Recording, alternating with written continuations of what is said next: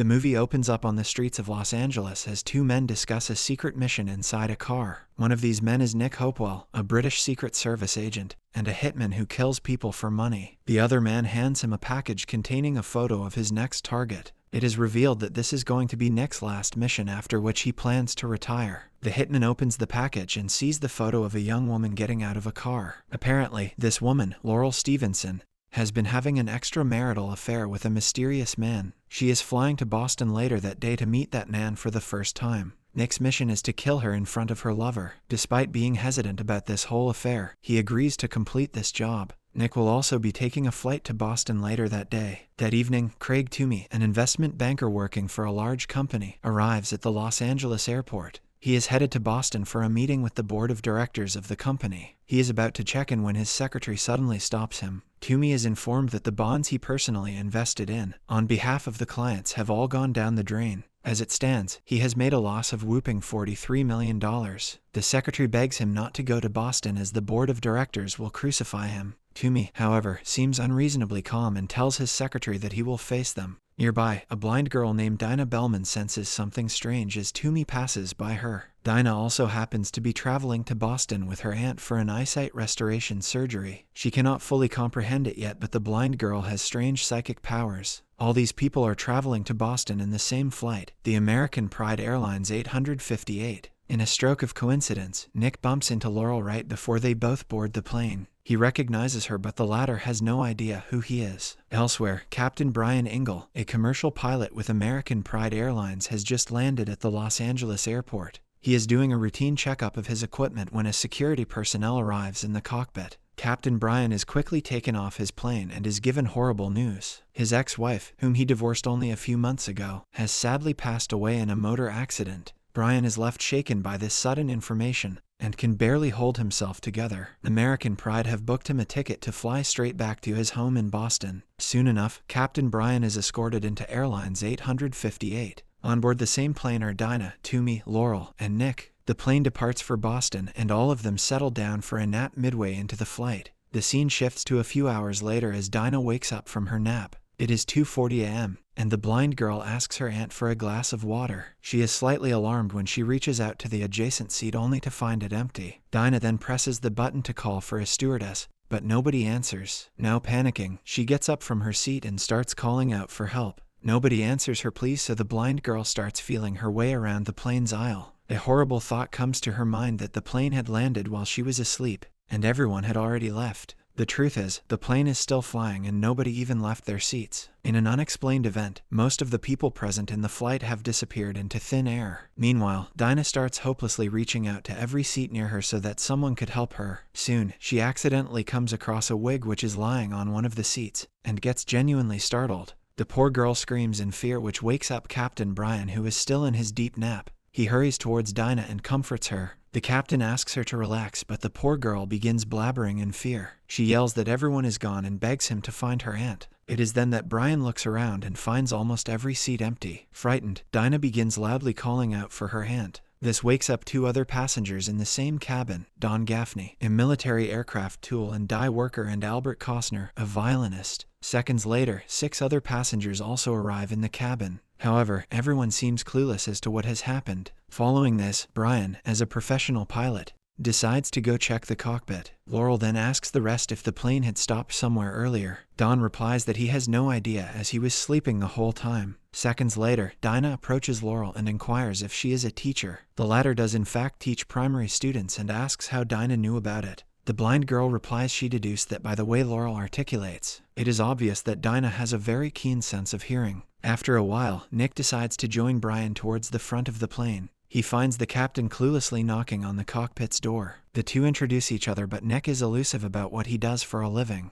He then suggests that the flight crew may have also vanished like so many other passengers in the plane. It is pretty clear that Nick has analyzed the whole situation much better than anyone else. Back in the passenger cabin, fiction writer Bob Jenkins and violinist Albert stroll around different classes. Bob seems to have a strong ability for deduction, using which he tries to piece together the situation. However, he is left completely baffled when they find clothes, jewelry, personal belongings, and even things like dental bridges lying on the seats. It is almost as if all the passengers were yanked away from the plane and all their artificial belongings were left behind. In the meantime, investment banker Toomey starts to get extremely irritated. He confronts Brian and Nick, demanding to know what is happening. The latter doesn't mince his words and points out there is nobody inside the cockpit currently. They have to break into it, after which Brian can hopefully take control of the plane. However, Toomey begins yelling out that he has a very important meeting in Boston. He gets so heated that Nick is forced to grab his nose in some kind of a chokehold to get him to calm down. Nick only lets go after repeatedly threatening Toomey to be seated silently without uttering a word. Following this, Nick and Brian return to the front of the plane. They manage to forcefully open the cockpit door only to find it completely empty. The plane is flying on autopilot while the cruise watches, and clothes are laying around.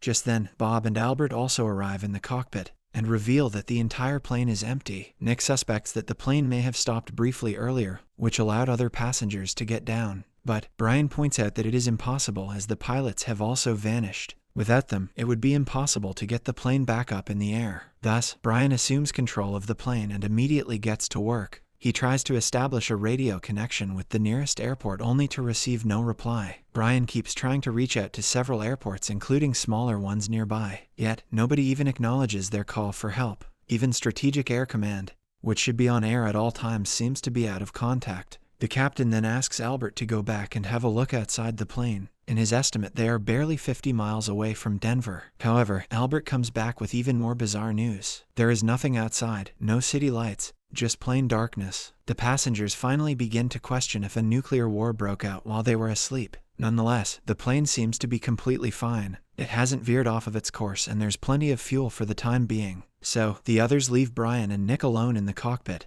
and return back to the cabin. Now that everyone has seated, the passengers subsequently introduce themselves. Laurel also has a heart-to-heart conversation with Dinah. Several months ago, she saw a singles ad in a newspaper. She then contacted the given number and started regularly communicating with the man who published the ad. Despite being embarrassed at how naive it sounds, she reveals that she was headed to Boston just to meet him for the first time. On the other hand, Don was going to meet his newborn granddaughter, while Albert was on his way to music school in Boston. There is also Bethany Sims, a rebellious teenager who was headed to her aunt's house in Massachusetts. Bethany's mother sent her away after she found the teenager smoking. Tagging along with the group is Ruddy Warwick, a businessman who seems to have an insatiable hunger. However, Toomey refuses to introduce himself as he is still angry about the earlier incident. Back in the cockpit, Brian is still trying to establish communication with any control center on the ground. He gets increasingly frustrated when nobody answers his calls. The radar also shows that there are currently no other planes in the sky for hundreds of miles. Brian then ominously announces that they are utterly alone in the sky and nobody will come to help them. Nick, who is seated in the co-pilot's chair, asks the captain to compose himself. After all, the plane is under his control now and all the passengers depend on him. The two men then discuss what they should do next.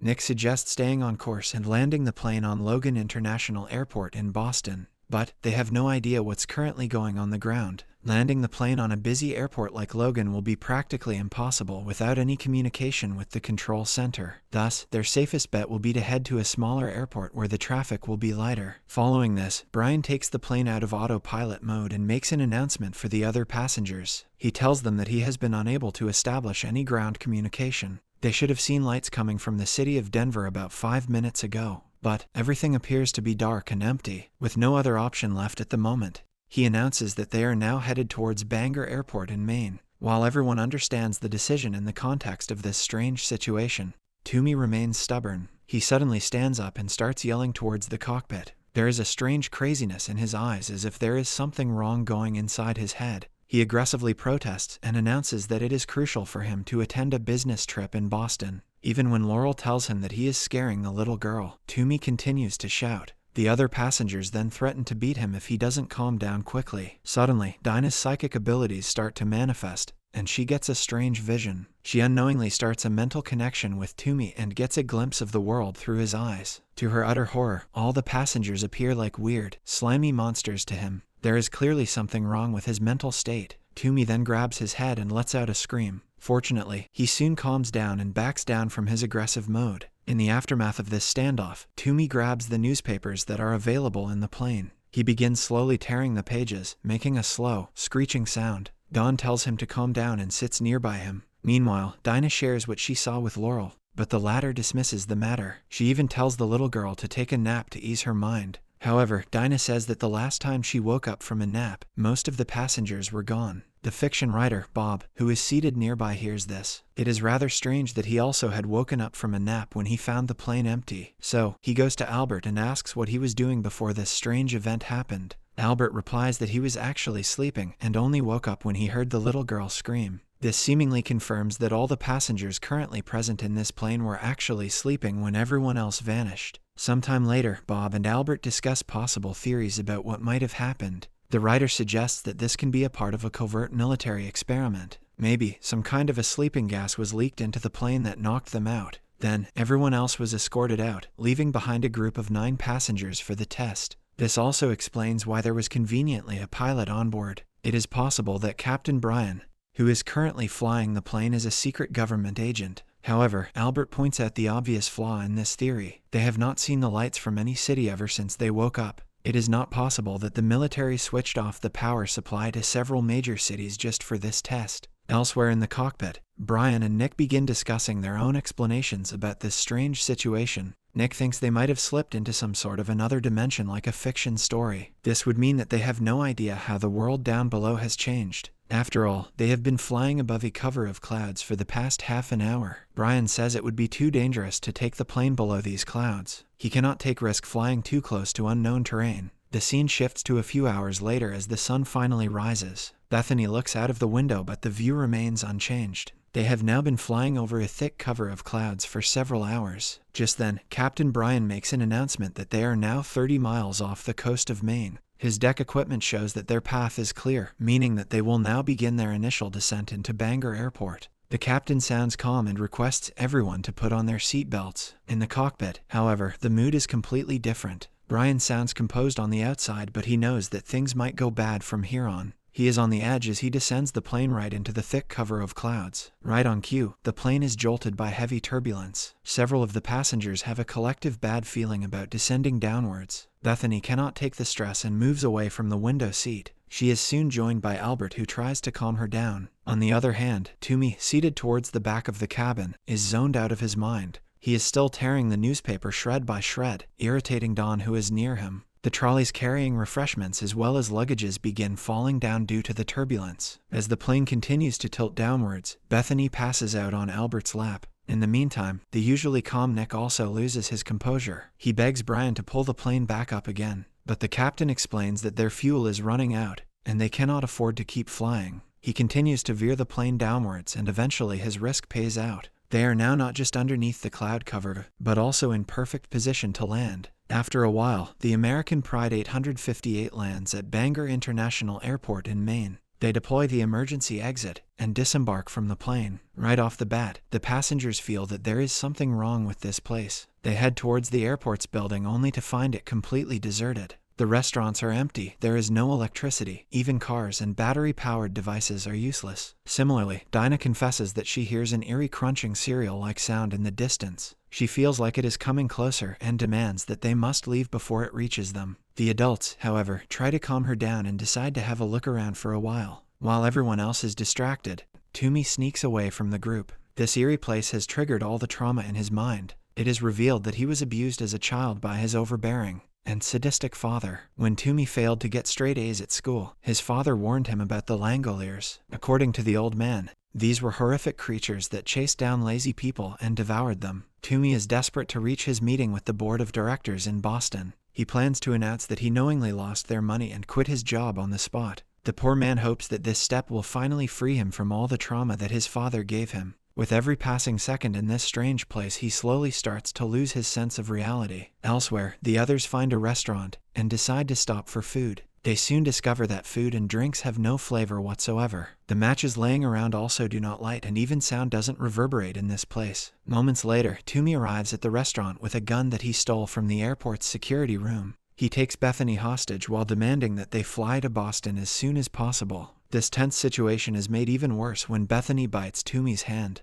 and tries to run away. The crazed banker is about to shoot Bethany when suddenly Albert jumps right in front of her. To everyone's surprise, the bullet has no force and it harmlessly bounces off Albert's chest. Nonetheless, Toomey is captured and Nick ties him down with a nearby rope. Following this chaos, the passengers sit down to discuss what's happening. Bob, who has been thinking deeply for the past several hours, has an outrageous theory. Turns out, the day they flew from Los Angeles, there was an unusual aurora borealis in the area. They must have flown right through a rip in the space-time continuum, traveling about 15 minutes into the past. Everything with energy has moved on without them, which is why this place is empty. This also means that jet fuel would be useless, as there would be no energy to create a spark. In a stroke of genius, Albert suddenly realizes something important. The plane has electricity and life, pointing out to the fact that it contains its own pocket of the present time. Therefore, anything loaded into the plane would subsequently regain its energy, even jet fuel. Unfortunately, the crunching cereal-like sound that Dinah warned about earlier is now closer to them.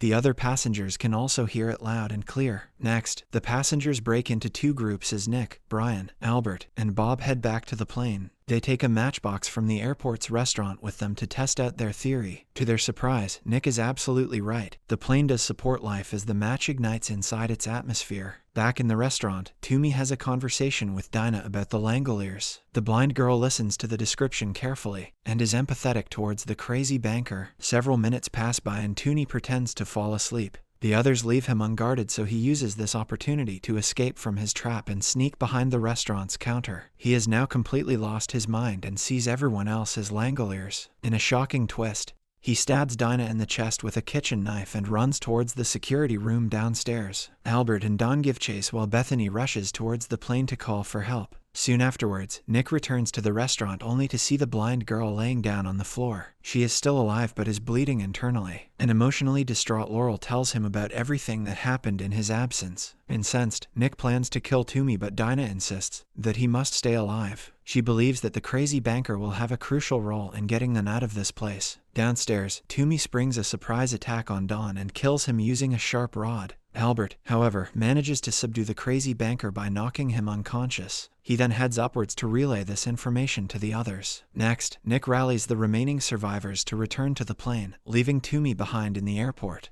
They place Dinah safely inside the passenger's cabin and begin the process of refueling the plane. In a shocking twist of events, Dinah telepath communicates with Toomey. He is badly injured and has already lost any sense of reality. She uses this situation and convinces him that the board of directors have arrived outside to meet him. Delirious, Toomey slowly but surely crawls his way to the tarmac. Once outside, the crazy banker hallucinates that the board of directors are actually there. He runs towards them and gleefully confesses to losing millions of dollars on purpose. He is overjoyed until his boss transforms into his father, who immediately chastises Toomey. On the other hand, the plane completes its refueling just as the nearby forest begins to shake violently. Toomey also regains awareness and sees the Langoliers approaching. He screams loudly and runs, drawing these monstrous creatures away from the plane. Eventually, the crazy banker is killed by the Langoliers and the plane narrowly escapes. Unfortunately, Dinah soon dies of her injuries after telling Laurel that she had no regrets. The blind girl was able to use Toomey's eyes to see one last time before passing away. Nonetheless, the plane flies towards the time rip once again. Bob suddenly realizes that only those on board who were awake disappeared when first entering the rip. This means that if they enter the rip awake, they will all perish. He conveys this message to Brian, who turns the plane away at last second. They eventually find out that the only way to safely enter the rip is to reduce the cabin pressure to make all the passengers lose consciousness. But one person has to sacrifice themselves to turn the pressure up just before entering the rip. Nick volunteers for this, much to Laurel's dismay. He shares a passionate kiss with her before proceeding with the plan. Then, Brian reduces the cabin pressure, and all the passengers lose consciousness. Nick, meanwhile, breathes through an oxygen mask and turns the pressure up before entering the rip. Just as expected, he vanishes after the plane makes it back to their original timeline. Shortly afterwards, the passengers awake and Brian lands the plane at Los Angeles Airport. At first, it appears to be dead and lifeless, just like Bangor. But they soon hear a noise, not like the eerie, crunching noise from Bangor, but a gentle, soothing hum. They also find that air has scent, food has flavor, and sound reverberates. Bob deduces that they have returned several minutes into the future, and that the present is moments away from catching up to them. He has everyone line up against a wall to avoid the impending flow of traffic. Seconds later, a vibrant flash of colors shines while the present timeline catches up to them, and many people appear as the timeline returns to its normal state. Overjoyed, the group runs outside together and jumps for joy in a freeze-frame shot.